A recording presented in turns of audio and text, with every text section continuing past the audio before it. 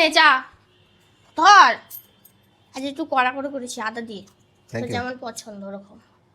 একদিন তো তুইও করতে পারিস। তোর বোন আসছে শুনেছিস? আমার বোন আসছে মানে? আমি জানি না, তুই জানা গেলি? শম্পা রে, শম্পা। কে শম্পা? তোর বোন শম্পা, আবার কে শম্পা মানে? আমার বোন শম্পা মানে বুঝলাম না। আমার শম্পা নামে জীবনে আমার কই নাম জন্মেও শুনিনি কেউ রিলেটিভের মধ্যে। আরে ঘূর্ণিঝড় শম্পা আসছে।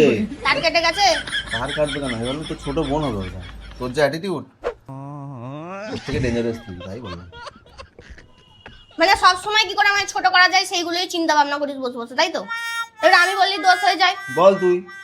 তুই আমাকে এরকম বলবি কেন? কি বললাম তোকে? না আমি বললাম তোর বোন আসছে, আমি খারাপ কিছু বলেছি কি?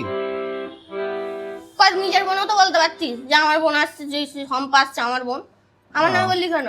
আমার কোনো ব্যাপার নেই এরকম। বলতে পারতিস তো আমার বন্ধু আসছে শম্পা, বলতে পারতিস তো। আমার নাম বললি কেন? আমার কোন বন্ধুরা আছে? তোর বন্ধুরা তো এসে দরজা বরজা ধাক্কা দিয়ে একবারে তোকে তুলে নিয়ে চলে যায়। হ্যাঁ, শম্পা তো ওরাও হতে পারে। আরে খ্যাপা, ওরা রেস্কিউ করে আমাকে। নাটকটা কম কর, ঠিক আছে? শম্পা দিদির সঙ্গে একসঙ্গে থাকি। মানে মানুষের কাজ না থাকলে মানুষ এরকম করে। শম্পা আসছে, তোর বোন চাই চিনি দিস নি কেন? নিচে দিয়ে নিয়ে যা। ওই শম্পা আসছে দিয়ে দেবে চিনি। শম্পাকে বল চিনি দিয়ে দিতে চায়।